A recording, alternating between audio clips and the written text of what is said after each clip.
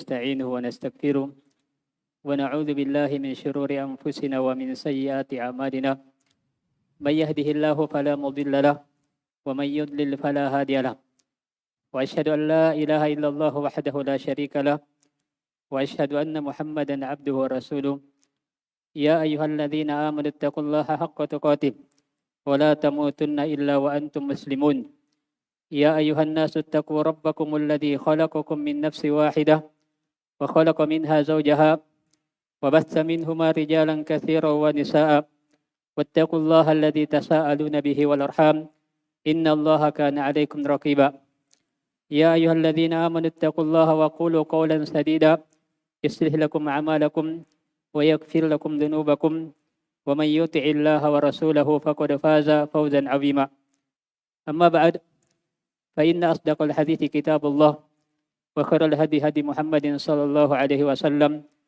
وشر الأمور محدثاتها وكل محدثة بدعة وكل بدعة ضلالة وكل ضلالة في النار. Ma'asyiral muslimin wal muslimat, alhamdulillah dengan nikmat Allah Subhanahu wa taala kita berada dalam sebuah kemuliaan, berada dalam majelis di antara majelis-majelis ilmu, dan merupakan nikmat Allah Subhanahu wa taala pada kita seluruhnya apabila berada di atas ukhuwah, persaudaraan yang dilandasi dengan wasatiyah, pertengahan.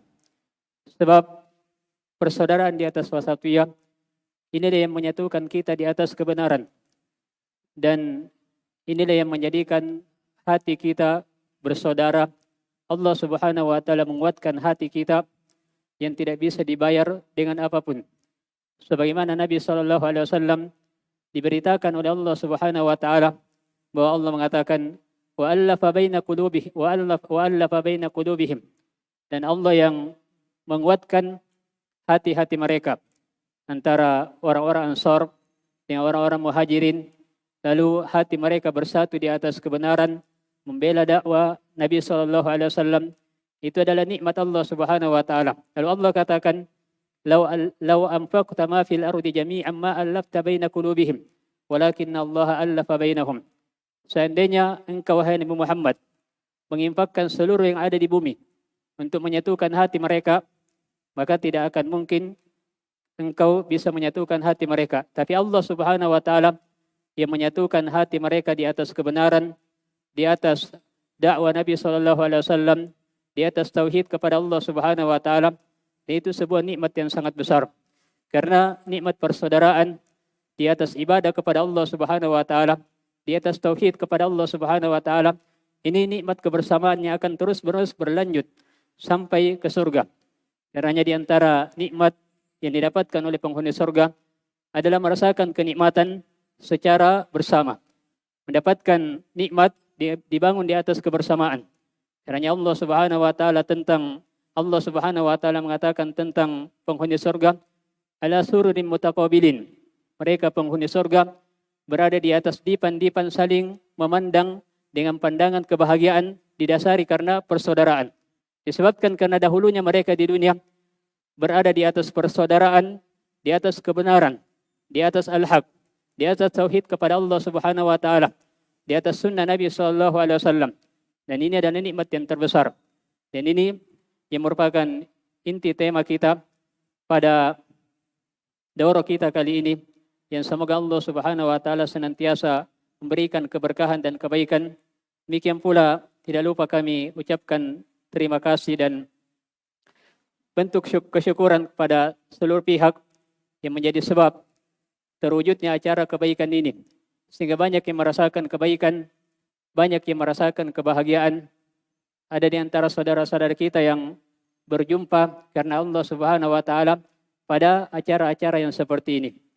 Adapun tema yang akan kita sampaikan insyaallah pada kesempatan ini yaitu moderasi Islam dalam mengobati penyimpangan. Dan secara umum kita akan sebutkan 4 pembahasan. Pembahasan yang pertama adalah muqaddimah, pendahuluan seputar moderasi, sikap pertengahan. Walaupun ini tidak ada sesuatu yang baru sebab sudah dijelaskan oleh guru-guru kita. Namun secara ringkas kita akan menyebutkan hal-hal tersebut yang merupakan pendahuluan. Adapun pembahasan yang kedua adalah pembahasan yang berkaitan dengan apa yang dimaksud, apa definisi penyimpangan. Kemudian yang ketiga adalah bentuk-bentuk penyimpangan. Kemudian keempat, ini yang merupakan inti dari apa yang kita akan bahas, yaitu sebab-sebab terjadinya penyimpangan. Kenapa terjadi penyimpangan dalam masalah akidah dan seluruh aspek kehidupan yang berkaitan dengan permasalahan agama. Demikian pula kita akan bahas insyaallah tentang mengobati penyimpangan tersebut. Apa sebabnya dan apa solusinya, sehingga seorang bisa keluar dari penyimpangan tersebut. Adapun pembahasan yang pertama, yaitu muqaddimah, pendahuluan awal seputar sifat atau sikap wasatiyah, pertengahan. Yang pertama bahwa ketika seorang tidak berada di atas sikap pertengahan, maka ini yang akan menyeret kepada penyimpangan. Penyimpangan ini ada dua bentuknya. Yang intinya adalah sikap ekstrim, yang arahnya adalah ekstrim kanan, yang mengarah kepada sikap berlebihan. Demikian pula yang satunya adalah ekstrim kiri, yang mengarah kepada sikap bergampangan. Dan ini secara umum yang menjatuhkan seseorang ke dalam penyimpangan.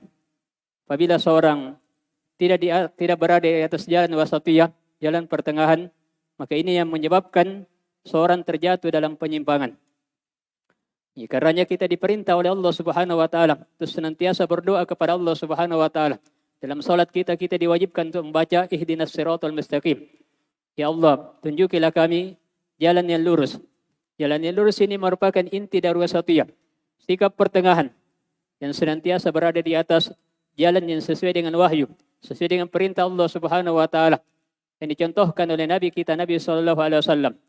Lalu Allah Subhanahu wa taala menyebutkan dua golongan yang secara umum menyimpang dari jalan wasatiyah tersebut, yaitu al-maqdub, orang-orang yang dimurkai dari kalangan orang-orang Yahudi, dan yang serupa dengan mereka, orang-orang yang punya ilmu, tahu ilmunya, paham ilmunya, tapi tidak beramal dengan ilmu tersebut. Dan sebaliknya, an-nasara, yaitu orang-orang yang sekedar beramal, punya semangat dalam melakukan amalan, tapi tidak didasari di atas ilmu. Sementara yang namanya wasatiyah harus digabungkan antara ilmu dan amalan. Semakin sempurna seseorang dalam berilmu, lalu semakin sempurna dalam mengamalkan ilmu tersebut, maka dia akan semakin sempurna di atas sikap wasatiyah, sikap pertengahan, sehingga semakin sempurna di atas jalan as-siratal mustaqim. Ketika seorang di dunia semakin sempurna dan berupaya istiqomah di atas jalan yang lurus ini, maka ini akan memudahkan seorang untuk bisa melewati sirat yang merupakan jembatan yang berada di atas neraka jahanam. Sebab seorang akan melewatinya sesuai dengan kadar amalan manusia masing-masing. Yang jelas semakin sempurna di atas jalan yang lurus, berada di atas wasatiyah, ini akan semakin memudahkan seorang hamba untuk melewati sirat tersebut. Sehingga dengannya akan masuk ke dalam surga, akan mendapatkan berbagai kenikmatan. Kenikmatan kekal abadi, sesuai pula dengan seberapa tingginya dia dalam berada di atas sikap wasatiyah, berada di atas sikap pertengahan ketika di dunia. Berilmu, beramal, seperti itu yang merupakan prinsip seorang hamba yang mendambakan kebahagiaan di dunia dan di akhirat. Kemudian hal yang kedua yang ingin kami ingatkan, bahwa yang bisa mengumpulkan kita di atas kebenaran, yang bisa mengumpulkan kita dan yang menyatukan kita di atas kebaikan adalah sikap wasatiyah ini. Adapun penyimpangan, maka penyimpangan ini ada bentuknya ifrat, ada tafrid, ada gulu, ada bergampangan. Yang jelas hal tersebut tidak akan pernah ketemu. Karena diibaratkan bahwa ketika seorang memiliki sifat gulu berlebihan, ini ibaratnya seperti api. Sebaliknya orang yang bergampangan seperti air es, tidak akan pernah ketemu. Karena yang bisa menyatukan adalah berada di atas sikap pertengahan, dan ini yang menyatukan seorang di atas kebenaran dan yang menjadikan seorang istiqomah di atas kebenaran tersebut. Kemudian yang ketiga yang kami ingatkan, bahwa yang menjadi ukuran standarisasi dalam melihat seperti apa kawasatiyah tersebut. Seperti apa yang dimaksudkan dengan sikap pertengahan. Maka bukan kembali kepada perasaan, tapi kembali kepada dalil.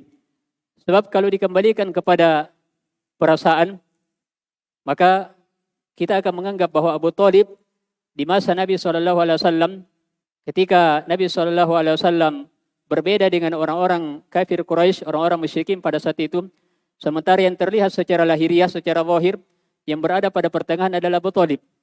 Karena tidak masuk kepada agama Nabi SAW, tapi tidak juga menentang. Tapi justru membela dakwah Nabi SAW dari serangan orang-orang musyrikin. Kalau secara lahiriah kita akan menganggap bahwa Abu Thalib berada di atas pertengahan.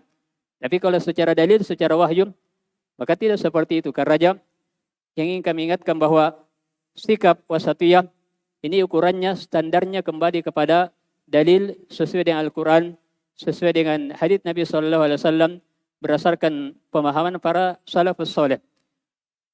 Dan tidak semua, apabila terjadi misalnya dua perbedaan, dua pihak, lalu kita ingin berada di pertengahannya karena menganggap bahwa apabila berada pada pertengahannya kita akan menganggap bahwa itu adalah bentuk kesatuan. Tidak seperti itu. Tapi yang dilihat adalah kembali kepada dalil Al-Quran, kembali kepada wahyu yang Allah Subhanahu wa taala turunkan, Al-Quran dan sunnah Nabi SAW. Karena pada saat itu Abu Thalib secara lahiriah berada yang terlihat secara zahir seakan-akan berada pada pertengahan. Walaupun sebenarnya dia mengakui bahwa agama yang dibawa oleh Nabi SAW adalah hak, adalah hal yang benar. Kerana masyhur dari ucapannya dikatakan bahwa walaqad alimtu bi anna dina Muhammadin min khairi adyanil bariyati dina. Dia katakan sungguh saya telah mengetahui, dia punya ilmu. Abu Thalib punya ilmu bahwa agama Nabi SAW, bahwa agama Nabi Muhammad itu adalah sebaik-baik agama yang ada pada manusia. Dia dipahami dan dia tahu bahwa itu adalah kebenaran yang merupakan wahyu dari Allah Subhanahu wa taala. Yang jelas yang ingin kita sebutkan di sini bahwa bukan berarti bahwa setiap ada dua belah pihak yang terjadi perbedaan, lalu kita ingin berada di tengah-tengahnya, kemudian dianggap bahwa itu adalah wasatiyat. Tidak seperti itu. Tapi ukurannya kembali kepada dalil Quran dan sunnah Nabi SAW. Kemudian hal yang keempat yang ingin kami ingatkan bahwa ketika seorang berada di atas jalan wasatiyah tersebut, berada di atas sikap pertengahan, maka sudah menjadi pasti dan sudah menjadi sunnatullah. Ketentuan Allah Subhanahu wa taala bahwa pasti akan banyak musuhnya. Sebab dari dua arah, orang ekstrem kanan, orang ekstrem kiri. Dan anehnya dari dua belah pihak ini, yang ekstrem kanan dan ekstrem kiri, akan memberikan julukan gelar pada orang-orang yang berada di atas pertengahan dengan sifat ekstrem tersebut. Misalnya dalam pembahasan iman yang mungkin telah disyaratkan oleh Ustaz kita tadi, Ustaz Nasr hafizahullah, bahwa wasati ahlus sunnah wal jamaah, sikap pertengahannya berada di tengah-tengah antara orang-orang khawarij yang berlebihan, dia menganggap bahwa pelaku dosa besar dianggap kafir di dunia dan kekal di akhirat, kekal di neraka. Ini hukum di akhirat. Sebaliknya orang-orang murji'ah yang mengatakan bahwa pelaku dosa besar sama sekali tidak memberikan pengaruh kepada keimanannya, dianggap sebagai orang yang beriman secara sempurna. Beda dengan ahlus sunnah wal jamaah yang berada di atas pertengahan, yang mengatakan bahwa pelaku dosa besar adalah orang yang beriman, tapi karena melakukan dosa besar sehingga keimanannya kurang. Karena disebutkan dengan ibarat ungkapan mukminun naqisul iman. Dia orang yang beriman, tapi kurang keimanannya. Berapa kurangnya keimanannya sesuai dengan seberapa besar dari dosa besar yang dia lakukan. Yang jelas dia tetap orang yang beriman, tidak dikatakan kafir, namun dianggap sebagai orang yang kurang keimanannya karena melakukan dosa besar. Kalau kita melihat orang-orang yang berbeda dengan sikap wasatiyah ini, yang berbeda dengan Ahlus Sunnah wal Jamaah, kita akan melihat bahwa dari dua kubu tersebut akan memberikan tuduhan dan akan memberikan gelar kepada orang-orang yang berada di atas wasatiyah ya dengan gelar yang ada pada mereka. Misalnya orang-orang Khawarij justru akan menganggap bahwa Ahlus Sunnah wal Jamaah, orang-orang yang berada di atas wasatiyah ini dianggap sebagai murji'ah. Sebaliknya orang-orang murji'ah yang bergampangan ini akan menuduh Ahlus Sunnah wal Jamaah sebagai orang-orang Khawarij. Demikian ya seterusnya. Ya, dalam masalah pembahasan takdir misalnya, yang secara umum ada dua kelompok ekstrim, ada Qadariyah, ada Jabariyah. Ya, maka sikap Ahlus Sunnah wal Jamaah ini akan diberikan gelar. Orang-orang Jabariyah akan memberikan gelar kepada Ahlus Sunnah wal Jamaah dengan Qadariyah. Sebaliknya, orang-orang Qadariyah akan memberikan gelar kepada Ahlus Sunnah wal Jamaah dengan Jabariyah. Ya, seperti itu ciri dari Ahlul Batil, ya, dan sudah menjadi sunnatullah akan mendapatkan ujian.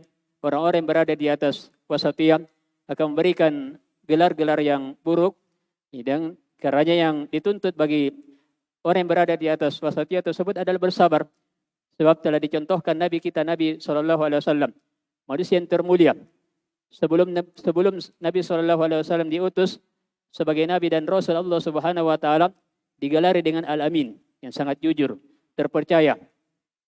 Tapi justru ketika beliau mendakwakan dakwah tauhid, ya, maka mulai muncul gelar-gelar yang sangat menyakitkan. Dianggap sebagai orang gila, tukang sihir. Padahal sebelumnya Nabi SAW digelari dengan Al-Amin, orang yang sangat jujur. Dan Nabi SAW mendapatkan hinaan, ujian dari dua hal. Hinaan dalam bentuk ujian dalam bentuk fisik dan ujian dalam bentuk ya kata-kata yang menyakiti Nabi SAW. Dan itu ciri dari orang-orang yang berada di atas kebenaran pasti akan mendapatkan ujian. Namun yang dituntut darinya adalah bersabar. Sebab yang kita harapkan dari manusia adalah bagaimana mereka bisa mendapatkan nikmat seperti nikmat yang kita dapatkan. Artinya ketika kita mendapatkan nikmat hidayah, berada di atas wasatiyah, tentu nikmat ini kita tidak menginginkan hanya kita dapatkan sendiri, tapi kita inginkan agar merata tersebar kepada saudara kita yang lain. Bersamaan dengan itu, pada saat kita menginginkan agar nikmat tersebut bisa sampai kepada orang lain, justru orang tersebut akan menyakiti kita, akan menghina kita. Kita akan mendapatkan ujian dari mereka. Padahal yang kita inginkan adalah kebaikan untuk mereka. Karena yang dituntut adalah bersabar. Namun Allah Subhanahu Wa Taala mengatakan, wala yansurunallahu may yansuruh. Pasti Allah Subhanahu Wa Taala akan benar-benar menolong orang-orang yang menolong agama Allah Subhanahu Wa Taala. Kemudian hal yang lainnya yang kelima yang ingin kami sebutkan di sini bahwa yang namanya wasatiyah, sikap pertengahan ini pasti sesuai dengan fitrah manusia. Sebab manusia lahir dalam keadaan fitrah, mengakui tauhid, mengakui sikap wasatiyah. Dan Nabi SAW telah menyebutkan sebagaimana hadits yang diriwayatkan oleh Al-Bukhari dan Muslim dari sahabat Abu Hurairah radhiyallahu anhu. Nabi SAW bersabda, kullu mauludin yuladu alal fitrah. Setiap manusia yang dilahirkan pasti dilahirkan dalam keadaan fitrah. Fitrah wasatiyah, fitrah berada di atas sikap pertengahan, berada di atas tauhid kepada Allah Subhanahu Wa Taala, penghambaan kepada Allah Subhanahu Wa Taala sesuai dengan jalur syariat, sesuai dengan sikap pertengahan. Kemudian Nabi SAW katakan, fa abawahu yuhawidanihi aw yunassiranihi aw yumajjisanihi. Lalu kedua orang tuanya yang menjadikan dia Yahudi, menjadikan dia Nasara, atau menjadikan dia Majusi. Jelas manusia lahir dalam keadaan fitrah. Asalnya bisa menerima sikap wasatiyah tersebut. Sebab itulah yang sesuai dengan fitrah manusia. Dan Nabi SAW menyebutkan dalam hadits yang lainnya dari sahabat Iyad Al-Mujashi'i radhiyallahu anhu, sebagaimana yang diriwayatkan oleh Imam Muslim, bahwa Allah Subhanahu Wa Taala berfirman dalam hadits qudsi, wa inni khalaqtu ibadi hunafa'a kullahum wa innahum atadhum asyayatin fajtalathum an dinihim. Allah Subhanahu wa taala mengatakan, sesungguhnya aku telah menciptakan hamba-hambaku di atas hunafa. Hunafa artinya jauh dari kesyirikan, benar-benar berada di atas fitrah, benar-benar di atas penghambaan kepada Allah Subhanahu wa taala. Namun mereka didatangi oleh syaitan. Lalu syaitan ini yang memalingkan mereka dan menjadikan mereka menyimpang dari jalan yang benar, menyimpang dari jalan fitrah mereka. Padahal mereka lahir dalam keadaan fitrah sesuai dengan tujuan dari wasatiyah tersebut. Ini mungkin muqaddimah. Adapun pembahasan yang berikutnya adalah pengertian dari penyimpangan. Dan apa yang dimaksud dengan penyimpangan tersebut yang berbeda dengan jalur wasatiyah. Ya, sebab sebagaimana yang kita katakan bahwa apabila tidak berada di atas jalur wasatiyah, jalur pertengahan, pasti akan menjadikan seorang menyimpan dari jalan yang benar. Apakah mengarah ke arah kanan atau ekstrim ke arah kiri. Yang jelas dari dua hal tersebut semuanya disenangi oleh syaitan. Ya, karena syaitan melihat dari manusia mana yang merupakan hasratnya, mana yang merupakan keinginan terbesarnya, lalu diarahkan dari hal-hal yang bisa menjadikan dia menyimpang. Dan syaitan tidak peduli apakah dijadikan menyimpang kepada arah yang berlebihan atau arah yang bergampangan, semuanya disenangi oleh syaitan. Yang jelas syaitan mencari teman untuk masuk bersama-sama ke dalam neraka. Itu yang diinginkan oleh syaitan. Dia tidak peduli pada saat dia ingin menyesatkan manusia, dia tidak peduli dari arah mana, yang jelas bisa disesatkan. Yang jelas bisa disesatkan. Kalau kita melihat dari sisi bahasa Arab, penyimpangan ini dari kata al-inhirab. Al-inhirab dari dalam bahasa Arab dari ada huruf ha, ro, dan fa yang secara bahasa bermakna ujung atau sesuatu yang menyimpang, sesuatu yang berpaling dari jalan yang lurus. Jadi al-inhirab secara bahasa adalah al-mail wal udul. Al-mail wal udul maksudnya condong dan mengarah kepada hal yang lain yang tidak berada di atas jalan yang lurus. Ini ya secara bahasa. Kalau kita melihat secara istilah syariat, mungkin bisa didefinisikan bahwa penyimpangan adalah diddul istiqamah allati amara Allahu biha wa rasuluh. Penyimpangan adalah lawan dari istiqamah, lawan dari jalan yang lurus. Jalan yang lurus inilah yang Allah Subhanahu wa taala perintahkan. Inilah yang Rasulullah sallallahu alaihi wasallam perintahkan. Ketika seorang tidak berada di atas jalan Allah dan Rasulnya, maka itu berarti bahwa dia tidak berada di atas jalan yang lurus, dan itu berarti bahwa dia menyimpang. Dan bentuk penyimpangan ini berbeda-beda. Ada yang ekstrim kanan, ada ekstrim kiri, ada yang penyimpangannya sangat besar, bahkan bisa mengeluarkan dari keislaman, bisa mengkafirkan, ada yang tidak sampai mengkafirkan, yang jelas berbeda-beda.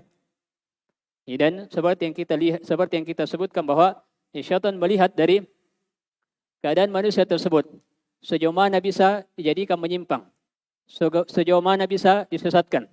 Jelas syaitan berusaha untuk memalingkan manusia dari jalan wasatiyah tersebut, jalan kebenaran.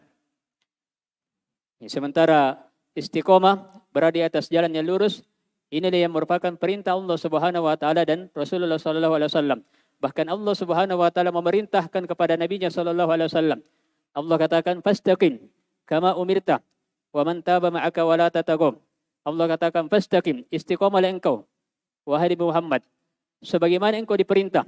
Artinya jalan istiqomah ini sesuai dengan perintah Allah Subhanahu wa taala.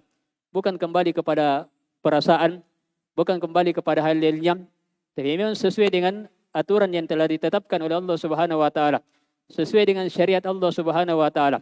Fastaqim kama umirta wa man taba ma'aka. Beristiqomahlah engkau, tetaplah di atas jalan yang lurus, jalan wasatiyah, jalan yang pertengahan, sebagaimana engkau diperintah dan orang-orang yang bertaubat bersamamu, para sahabat Nabi sallallahu alaihi wasallam. Lalu Allah katakan wala tatagaw, jangan melampaui batas. Jangan melampaui batas dari apa yang Allah Subhanahu wa taala perintahkan. Innahu bima ta'maluna basir. Sungguhnya Allah Subhanahu wa taala Maha melihat apa yang kalian lakukan. innahu bima ta'maluna basir. Sesungguhnya Allah Subhanahu wa taala dari apa yang kalian lakukan Allah Maha melihatnya. Ketika seorang berada di atas jalan istiqomah, maka Allah melihatnya. Ketika seorang menyimpang dari jalan yang lurus, apakah ekstrem kanan atau ekstrem kiri, gulu, berlebihan atau bergampangan, semua Allah Subhanahu wa taala melihatnya. Dan apabila Allah Subhanahu wa taala melihatnya, maka pasti Allah Subhanahu wa taala akan membalas sesuai dengan apa yang Allah Subhanahu wa taala lihat. Orang-orang yang berada di atas jalan istiqomah akan dibalas oleh Allah Subhanahu wa taala dengan kebaikan, dengan surga, sebagaimana orang-orang yang menyimpan dari jalan yang lurus, orang-orang yang tidak berada di atas jalan istiqomah, maka Allah Subhanahu wa taala lihat juga seperti itu sehingga Allah akan membalasnya sesuai dengan hikmah dan keadilan dari Allah Subhanahu wa taala. Demikian pula dalam ayat yang lainnya Allah Subhanahu wa taala katakan, wa anna hadha sirati mustaqiman fattabi'uhu wa la tattabi'us subul fatafarraqu bikum an sabilihi. Dan katakanlah bahwa wa anna hadha sirati, bahwasanya inilah jalanku. Ketika disebutkan sirati, jalanku, disebutkan dalam bahasa Arab dengan bentuk mufrad, kata tunggal. Artinya satu jalan yang lurus, tidak mengarah ke arah kanan, tidak mengarah ke arah kiri, tapi itulah jalan yang lurus, dan itu jalan yang mengantarkan kepada surga. Kemudian dikatakan, wa anna hadha sirati mustaqiman, itulah jalan yang lurus. Kemudian dikatakan, fattabi'uhu wa la tattabi'us subul, ikutilah jalan yang lurus tersebut. Lalu disusul dengan wa la tattabi'us subul, jangan ikuti as-subul, disebutkan dia bentuk jamak. Artinya jangan ikuti jalan-jalan yang lainnya. Ketika disebutkan jalan yang lurus, disebutkan dengan kata sirat, jalan yang bentuknya juga mufrad. Artinya hanya satu jalan yang lurus. Dan ketika disebutkan larangan untuk mengikuti jalan-jalan yang lainnya, disebutkan bahwa jalan yang lain ini sangat banyak bentuknya. Dan itulah bentuk penyimpangan. Dan itu yang akan memecah belah dari kebenaran. Itu yang akan menjadikan seorang terpecah belah, yang menjadikan hilang kekuatan kaum muslimin. Apabila terjadi penyimpangan, sehingga semakin banyak terjadi perselisihan, karena dalam kelanjutan ayat Allah katakan, fatafarraqu bikum an sabilihi. Niscaya jalan-jalan tersebut, jalan-jalan yang menyimpang ini akan memecah belah kalian dari jalan Allah Subhanahu wa taala. Akan menjadikan kalian terpecah belah, akan mencerai-beraikan kalian dari jalan yang lurus. Dan hal yang disaksikan secara wakil, secara kenyataan dan fakta, bahwa orang-orang yang menyimpang ini sangat banyak bentuknya, beraneka ragam. Caranya dilarang dari perbuatan bid'ah. Sebab apabila dibiarkan seorang melakukan perbuatan bid'ah, maka seorang akan melakukan bentuk ibadah sesuai dengan apa yang diinginkan, walaupun niatnya baik. Sehingga semakin banyak terjadi dan semakin banyak bentuk dari bentuk ibadah tersebut, sehingga semakin banyak perselisihan yang akan terjadi. Karena kita diperintahkan untuk istiqomah di atas jalan yang lurus, sesuai dengan perintah Allah Subhanahu wa taala dan perintah Rasulullah sallallahu alaihi wasallam.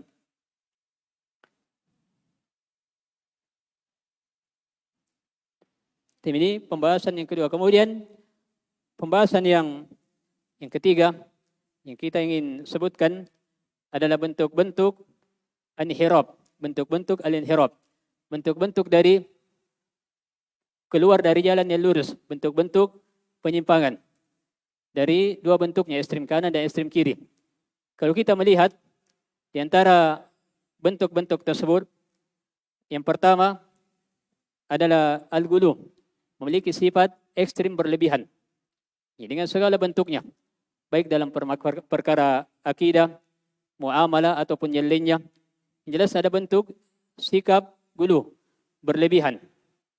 Di sisi yang lain, orang yang ekstrem kiri juga memiliki sifat bergampangan, baik itu dalam akidah maupun yang lainnya. Dan ini semuanya adalah hal yang tercela. Dan semuanya keluar dari jalan yang lurus.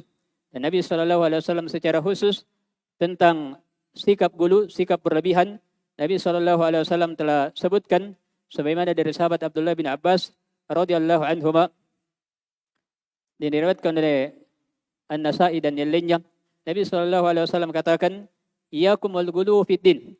Hati-hati kalian dari sikap berlebihan dalam masalah agama. Kemudian disebutkan bahwa berlebihan ini merupakan sebab. Inilah merupakan sebab seorang dihancurkan dan dibinasakan. Karenanya Nabi SAW katakan dalam kelanjutan hadis, fa innama ahlaka man kana qablakum al-ghulu fid din. Karena sesungguhnya yang membinasakan orang-orang sebelum kalian adalah memiliki sikap berlebihan, gulu dalam perkara agama. Sikap gulu ini yang menjadikan orang-orang Khawarij mengkafirkan pelaku dosa besar. Demikian pula sebaliknya, sikap bergampangan yang menjadikan orang-orang Murji'ah mengatakan bahwa pelaku dosa besar dianggap memiliki mukminun kamilul iman, orang yang beriman dan sempurna keimanannya. Yang jelas semuanya adalah bentuk penyimpangan yang tercela dalam syariat.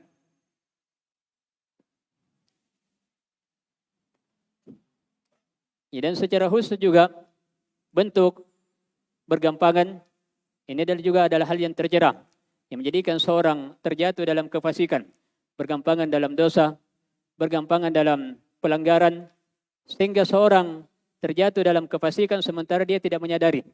Padahal Allah Subhanahu wa taala mengancam orang-orang fasik, diancam dengan neraka. Allah katakan, wa ammal ladina fasaqu fama'wahumun nar.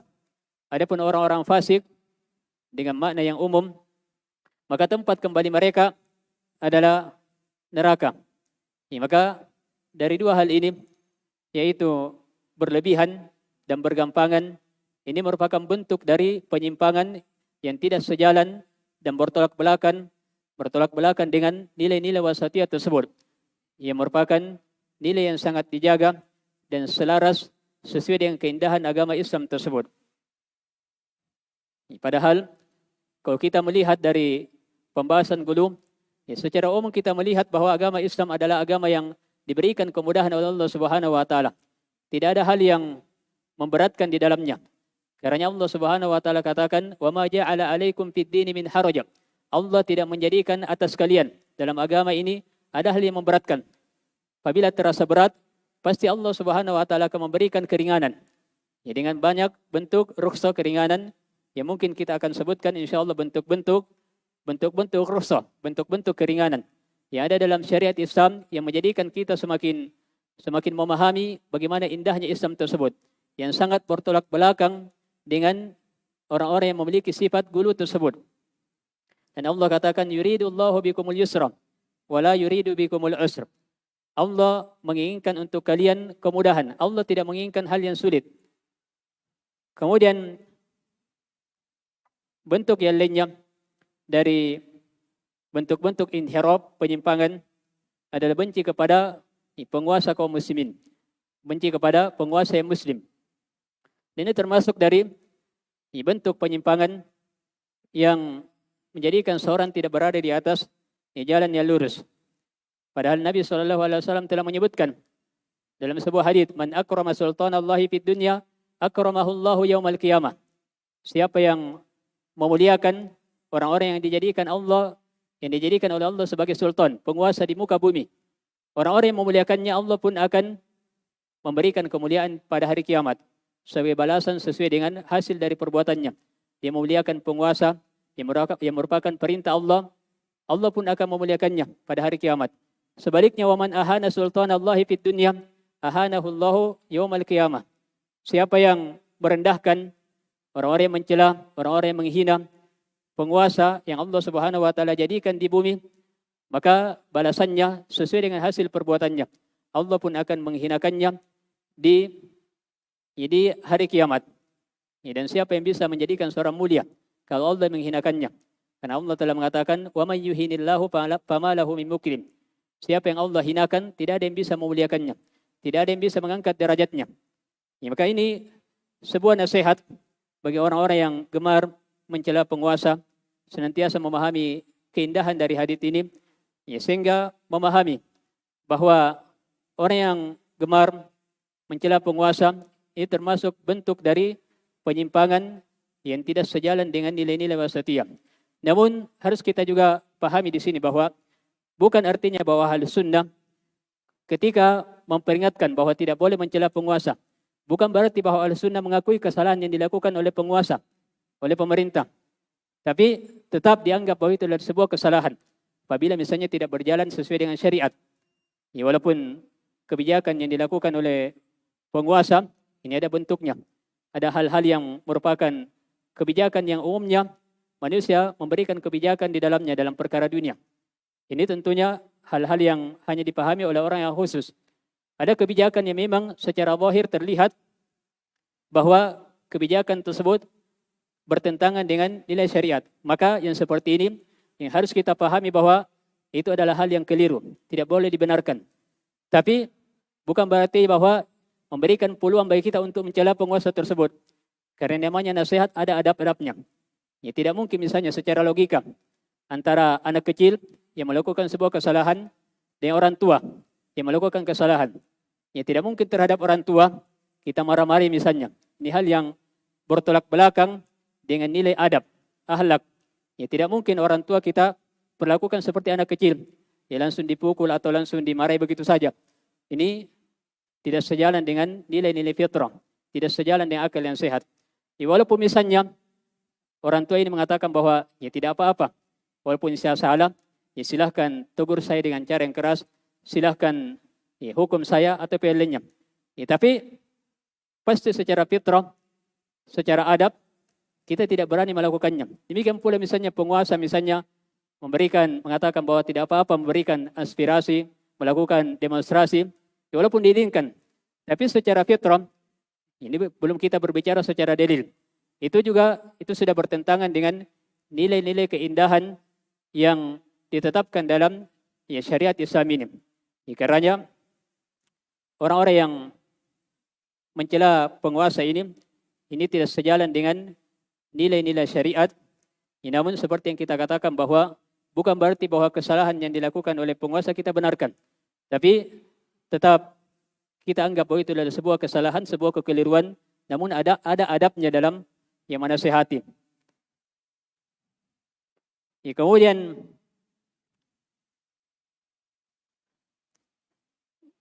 hal yang lainnya,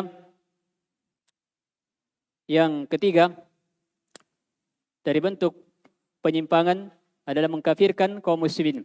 Ya, sebab ini yang akan menjadikan seorang melakukan pengoboman, melakukan aksi-aksi terorisme, ya karena dianggap bahwa orang tersebut kafir.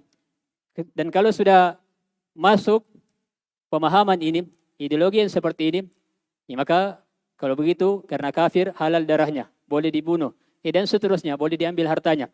Ya, dan pemahaman-pemahaman yang bercabang darinya yang sangat bertolak belakang dengan nilai-nilai keindahan Islam tersebut. Ya, dan kalau kita melihat orang-orang yang melakukan aksi terorisme ini kebanyakannya atau bisa dianggap bahwa hampir semuanya ya sekedar ya semangat, tidak dilandasi oleh pemahaman-pemahaman yang benar, tidak dilandasi oleh ya dalil-dalil. Ya, dan kalau kita melihat juga orang-orang yang sibuk berada di atas pemahaman seperti ini jauh dari fikih terhadap agama. Ya, jauh dari pemahaman terhadap agama. Dalam masalah akidah, dalam masalah fikih, dalam masalah adab, ini jauh dari pemahaman-pemahaman yang seperti ini. Kemudian yang keempat, yang merupakan bentuk dari inhiraf penyimpangan, ini adalah melakukan aksi irhab. Irhab artinya terorisme, peledakan maupun yang lainnya. Padahal Allah Subhanahu wa taala telah mengatakan, "Innama jazaa'ul ladzina yuharibuna Allah wa rasulahu wa yas'auna fil ardi fasadan ay yuqattalu aw yusallabu aw tuqatta aydihim wa arjuluhum min khilafin aw yunfa min al-ard."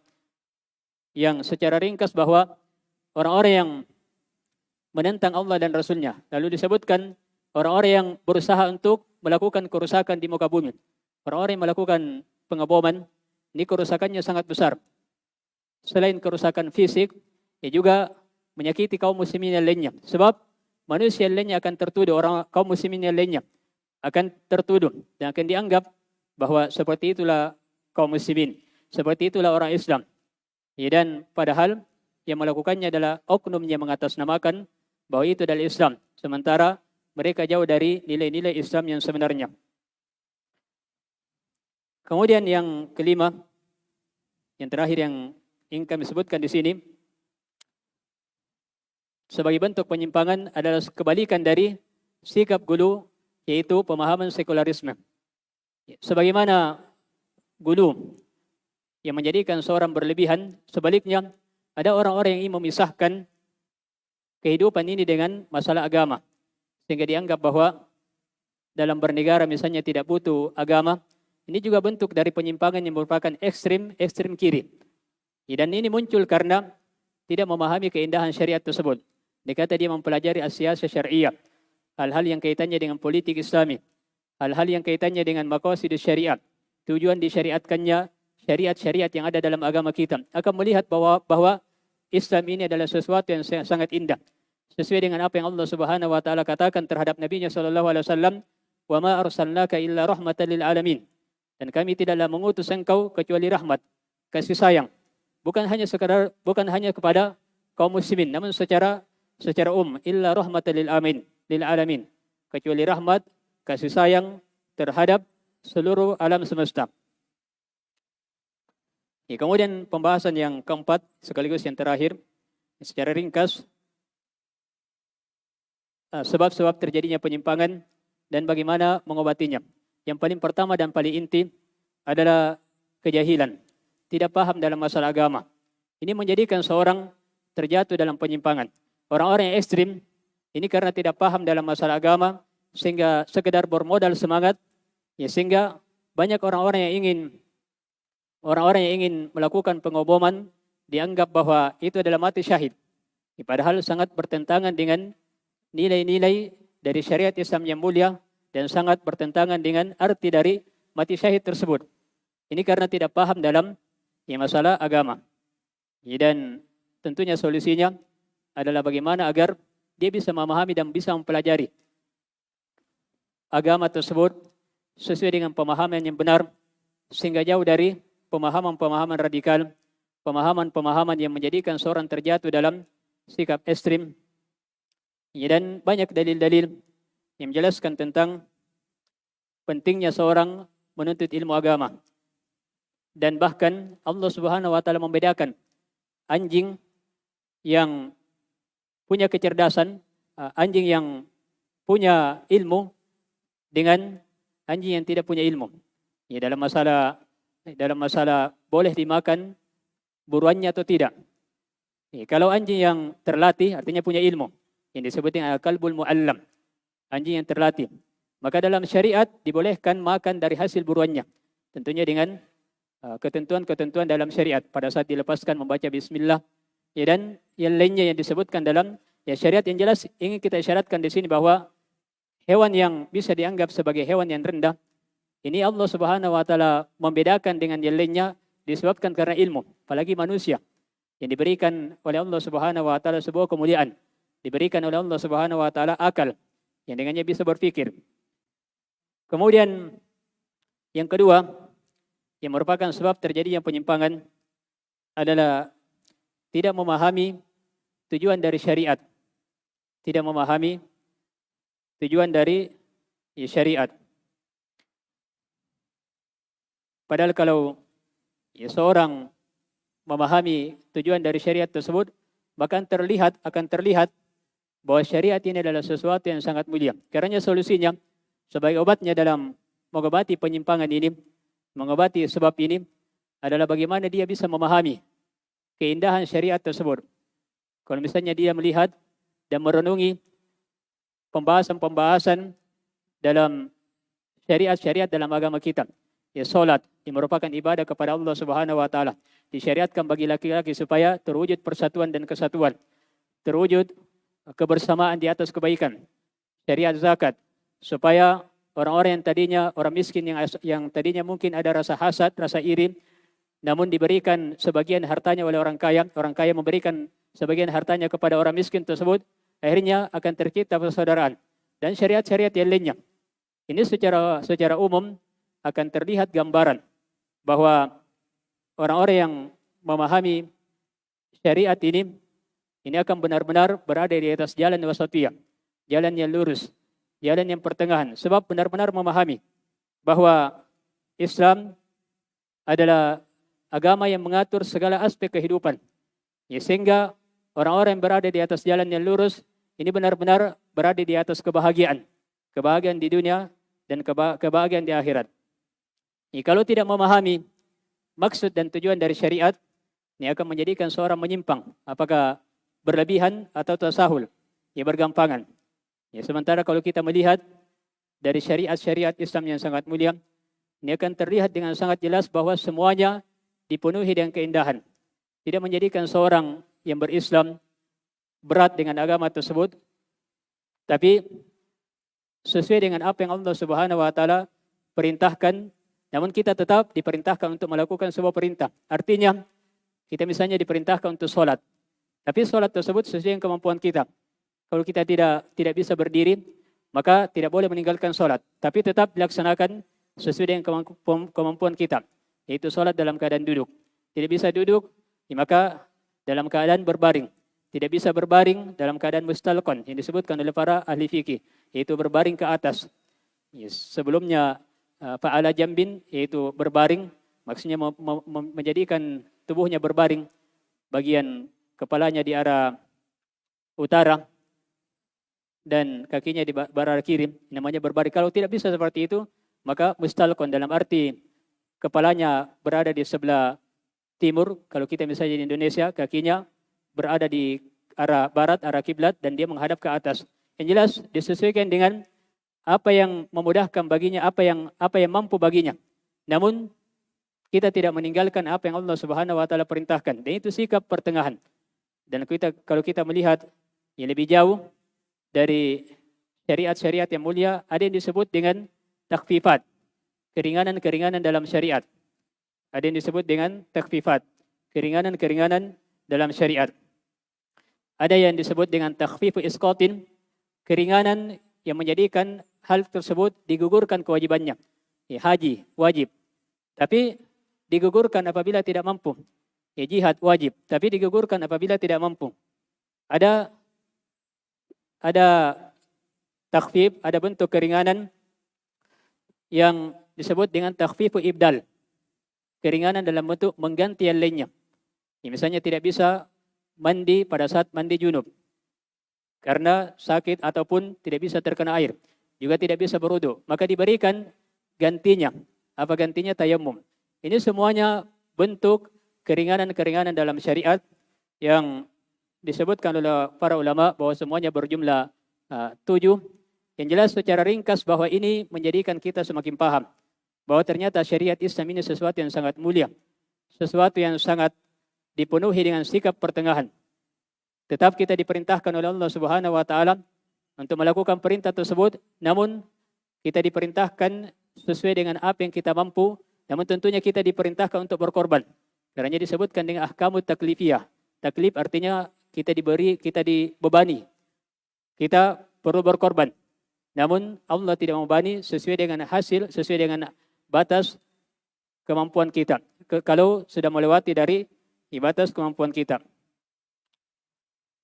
Kemudian yang ketiga, secara ringkas, bahwa sebab terjadinya penyimpangan tersebut adalah berpaling dari Al-Quran dan Sunnah Rasulullah SAW.